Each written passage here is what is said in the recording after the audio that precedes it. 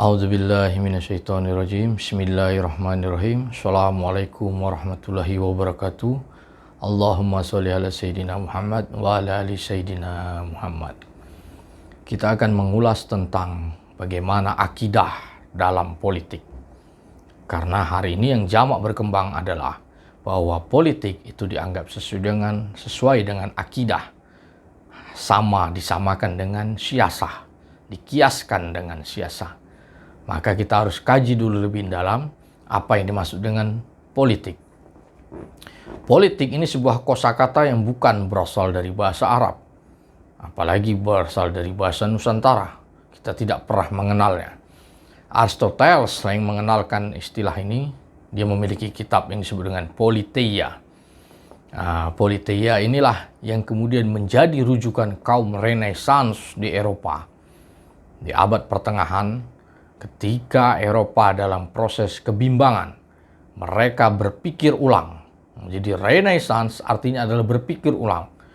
Maksudnya bukan selama ini mereka tidak berpikir, tapi mereka menggunakan filsafat, memasukkan filsafat ke belantara Nasrani, kekristenan di Eropa ketika itu.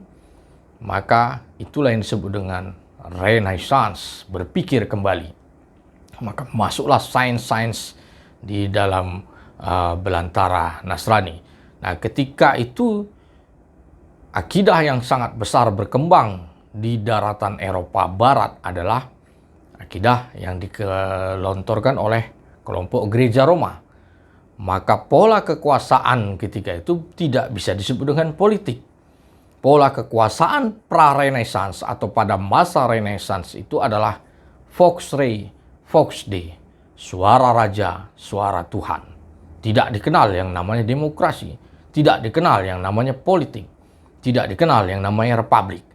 Eropa memang mengenal republik, tapi mereka mau menghidupkan kembali pola republik era Romawi. Jadi kejayaan Eropa itu ada pada bangsa Romawi, pada era Romawi.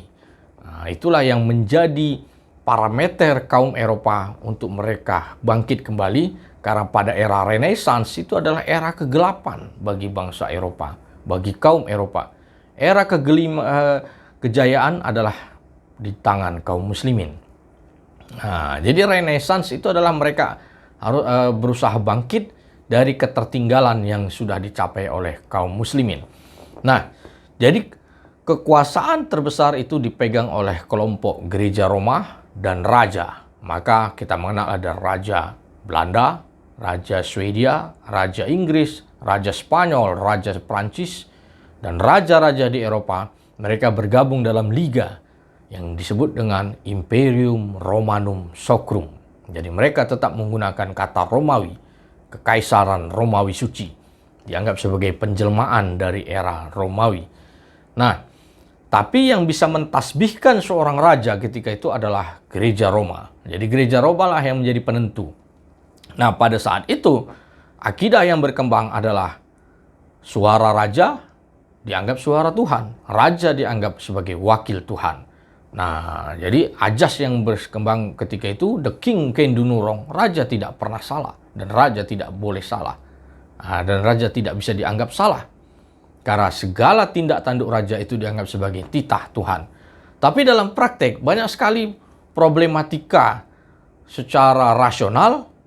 Apa yang dititahkan raja, apa yang dilakoni raja, ini dianggap tidak masuk akal.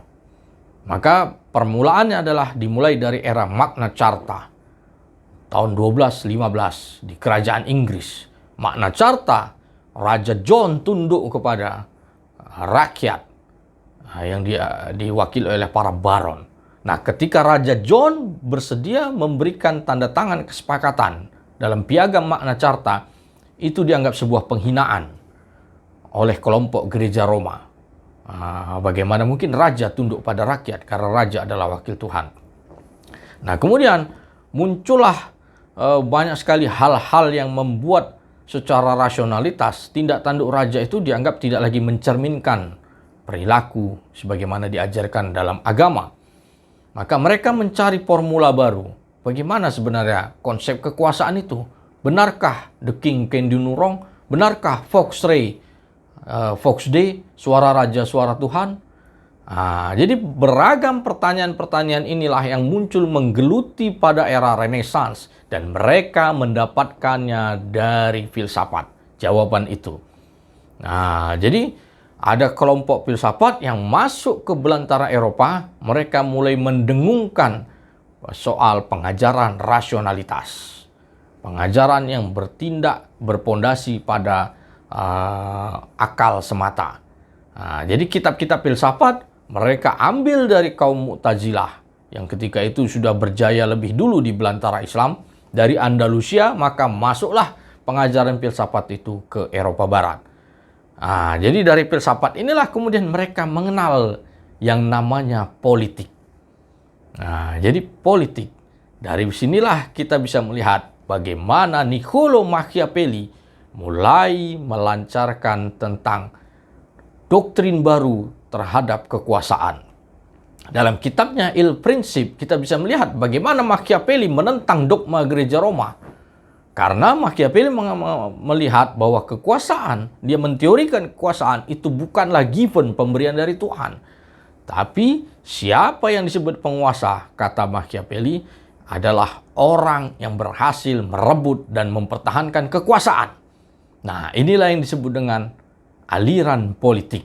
Jadi dimulailah dari teori Machiavelli yang ketika itu mereka ingin melawan dogma gereja Roma. Jadi kekuasaan bukanlah yang harus turun-temurun sebagaimana yang dulu dipraktikkan pada era raja-raja di Eropa. Tapi siapa yang berhasil merebut dan mempertahankan kekuasaan. Dan Machiavelli mengatakan juga bahwa seorang raja harus mampu bertindak buas seperti singa dan harus cerdik seperti kancil dalam mempertahankan kekuasaannya. Jika raja tidak mampu demikian, maka itu dianggap bukan penguasa. Teori Machiavelli ini mulailah memantik, merangsang kembalinya berpikir kaum Eropa terhadap bagaimana cara pandang kekuasaan. Dari situlah kita mengenal yang namanya mazhab politik dimulai. Dari Machiavelli muncul lagi yang namanya Thomas Hobbes. Hobbes memandang kekuasaan itu bukanlah kerajaan Tuhan. Dalam kitabnya Hobbes menteorikan tentang homo homini lupus. Manusia saling memangsa satu sama lain. Teori Hobbes tentu tidak sempurna. Karena Hobbes hanya menggariskan bahwa manusia ini seperti memiliki sifat hewani. Padahal Imam Al-Ghazali mengatakan diagnosa terhadap sifat manusia ini ada 3 bentuk. Sifat malaikat, sifat hewan, dan sifat setan. Kalau manusia yang bertindak alim dan penuh dengan perbuatan-perbuatan ilahiyah, maka dia mengandung sifat malaikat. Sifat hewan, inilah yang hanya ditarik oleh Hobbes, dianggap sebagai satu-satunya sifat manusia. Sementara ada satu sifat lagi, sifat setan. Dan ini Hobbes tidak menteorikan hal demikian. Tapi Hobbes meluncurkan fenomena baru dengan mengeluarkan kosakata state. Dulu Machiavelli sebelumnya sudah mengeluarkan kata lo stato, state. Artinya kestabilan. Berasal dari kata bahasa Latin statum. Jadi stabil. Kerajaan haruslah yang stabil. Dari Hobbes muncul lagi namanya Jan Bodin. Bodin menteorikan tentang sovereignty, kedaulatan. Negara, sebuah kerajaan itu haruslah berdaulat penuh. Kerajaan tidak boleh tunduk kepada entitas di luar dari raja, di luar dari entitas state itu sendiri. Maka tidak ada kewajiban raja harus tunduk kepada gereja Roma misalnya. Jadi teori-teori inilah yang dibentuk untuk mereka tidak lagi tunduk kepada pola kekuasaan yang dibangun oleh gereja Roma dan Imperium Romanum Sacrum. Dari Jan Bodin, kemudian kita bisa melihat lagi munculnya Jean-Jacques Rousseau. Rousseau menteorikan bahwa kekuasaan itu bukanlah kehendak Tuhan. Kekuasaan adalah kehendak manusia, kehendak rakyat. Maka dia mengenalkan teori kontrak sosial. Kontrak sosial artinya kontrak rakyat. Ketika rakyat bersetuju menunjuk satu orang penguasa, maka itulah pemimpin. Jadi bukan atas nama given yang dilahirkan dari gereja Roma. Jadi kekuasaan adalah berasal dari kehendak rakyat. Dan ini tentu adalah pondasi dari teori filsafat. Bahwa segala sesuatunya adalah perbuatan manusia, bukan perbuatan Tuhan. Jadi filsafat mengajarkan kudrah dan iradah itu adalah hasil perbuatan manusia, bukan perbuatan Tuhan. Nah, maka dari situ dalam teori kekuasaan bahwa pemimpin itu juga hasil dari kehendak manusia, bukan kehendak rakyat, bukan kehendak Tuhan. Maka kita kenal namanya Vox Populi, Vox Dei, suara rakyat, suara Tuhan. Ini mengkudeta teori sebelumnya, Vox Rei, Vox Dei. Nah, dari Machiavelli sampai Rousseau, inilah yang kita kenal dengan yang namanya aliran politik, mazhab politik. Nah, ini yang disebut dengan politik. Mereka merujuk pada Aristoteles, Plato, dan para filosof-filosof lainnya yang mengatakan bahwa politik itu sepenuhnya adalah kehendak manusia, bukan kehendak Tuhan. Kekuasaan itu adalah kehendak manusia, bukan kehendak Tuhan. Jadi perdebatan antara siapa yang punya kewenangan, apakah Tuhan atau manusia di alam dunia ini? Nah, ini adalah permulaan dari perdebatan masalah akidah. Nah, jadi pra-Renaissance, kekuasaan itu adalah sepenuhnya kehendak raja yang diejawantahkan oleh gereja Roma yang dianggap sebagai mewakili Tuhan. Jadi raja itu adalah perwakilan Tuhan karena menganggap bahwa kehendak segala sesuatunya adalah perbuatan Tuhan. Pada era pasca Renaissance, maka terjadilah antitesanya. Segala sesuatunya adalah kehendak manusia. Maka manusialah yang menentukan siapa pemimpinnya. Manusialah yang menentukan bagaimana hukum dibuat. Dan manusia menentukan bagaimana perdagangan diatur. Nah, problematika ini tentu adalah pondasi-pondasi dasar dari akidah. Nah, tapi sebelum masuk ke sana, kita harus lihat dulu. Pada era Renaissance, pada kemunculan Jan Bodin, pada kemunculannya Thomas Hobbes dan lain-lainnya, Eropa tidak semuanya bersetuju dengan mazhab politik. Ada satu mazhab lagi yang sangat dikenal ketika itu, tapi kalah populer dengan teori politik. Ini yang disebut dengan aliran monarkomak, anti-monarki. Jadi pola the king can do no wrong yang diterapkan oleh raja-raja Eropa ketika itu tidak serta-merta lawannya adalah pengikut politik, pengikut aliran politik semata. Tapi ada satu kelompok lagi yang mereka juga tidak senang atau tidak setuju dengan praktek penyimpangan the king can do no wrong yang dianggap sudah menyimpang dari lex divina, dari pola kekuasaan Tuhan. Maka itu yang dikenal dengan aliran monarkomak, anti-monarki. Nah, ini tokoh-tokohnya memang tidak sepopuler tokoh-tokoh aliran politik. Maka kita mengenal namanya Hotman. Kemudian ada Duplessis Morny. Kemudian kita mengenal juga ada Theodore Beza. Jadi tiga orang ini yang waktu itu menelurkan teori monarkomak, bagaimana kekuasaan itu harus kembali kepada fitrahnya. Bagaimana raja harus dikawal oleh sekelompok alim yang mampu mengendalikan raja agar tidak berbuat sewenang-wenang. Tapi mereka tetap mengejawantahkan bahwa kekuasaan itu adalah kehendak Tuhan, bukan sebagaimana teori politik tadi. Nah, Duplessis Morny ini yang sangat dikenal ketika itu. Jadi pasca kejadian pembantaian dalam peristiwa Santo Bartolomeus tahun 1572. Maka inilah mulai mencuatnya teori politik menjadi sangat digemari. Karena mereka menganggap peristiwa itu adalah bentuk kelaliman yang dilakukan oleh raja dengan mengatasnamakan Tuhan. Padahal kejadian itu hanyalah syahwat bagaimana intrik dalam istana kerajaan Prancis. Jadi peristiwa Santo Bartolomeus tahun 1572 itu dibantainya para kaum Huguenot di istana kerajaan Prancis dan kerajaan Prancis secara umumnya. Ribuan orang mati dipenggal dan dibunuh dengan atas nama perbedaan akidah. Jadi inilah sejarah kelam lahirnya mazhab politik, lahirnya teori politik, sehingga kemudian memantik mereka untuk menganggap bahwa kekuasaan ini harus diteorikan ulang. Kekuasaan tidak serta-merta merupakan pemberian Tuhan yang digivenkan kepada seorang raja itu. Maka muncullah bahwa kekuasaan itu adalah kehendak manusia, bukan kehendak Tuhan. Maka dianggap adalah Vox Populi, Vox Rei, suara rakyat, suara Tuhan. Kapan klimaks itu dimulai? Puncaknya adalah kejadian Revolusi Prancis tahun 1789. Jadi, peristiwa Massacre de Paris tahun 1572, pengikut Protestan itu dibantai oleh kaum Katolik.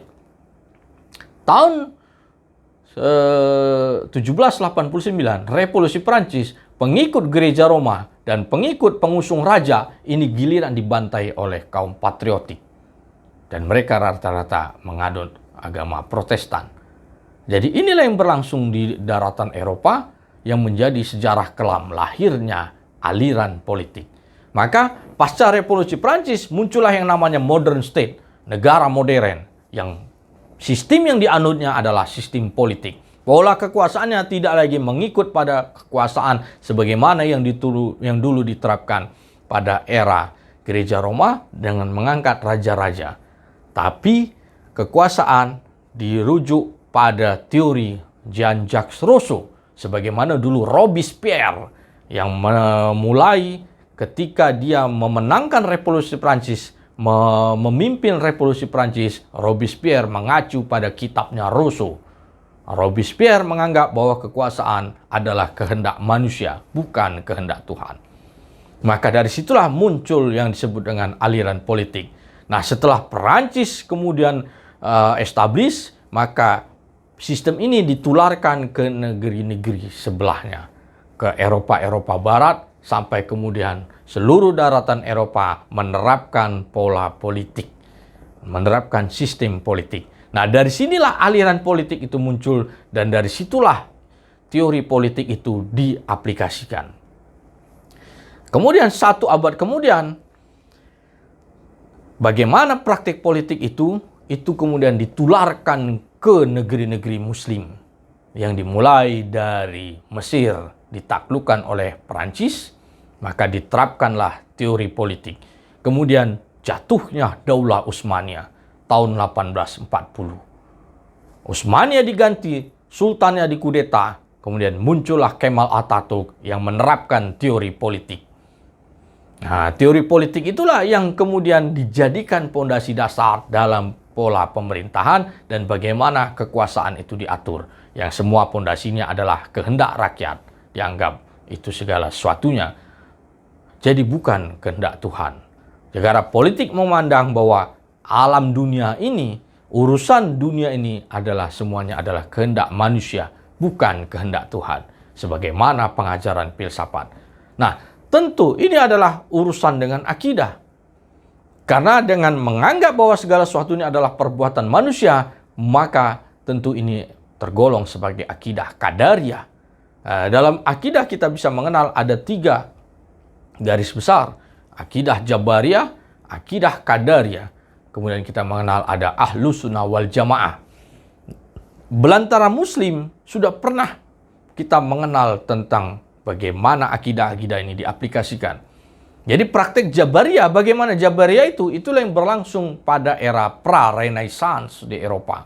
Pada masa era Renaissance, ketika kekuasaan dijalankan oleh kelompok gereja Roma dan raja-raja, mereka seperti menganut akidah Jabariyah. Segala sesuatunya adalah kehendak Tuhan dan raja wakil Tuhan itu dianggap tidak boleh dibantah. The king can do no wrong. Nah, ini dianggap sebagai Jabariyah. Antitesanya muncullah teori politik yang menganggap segala sesuatunya adalah kehendak manusia.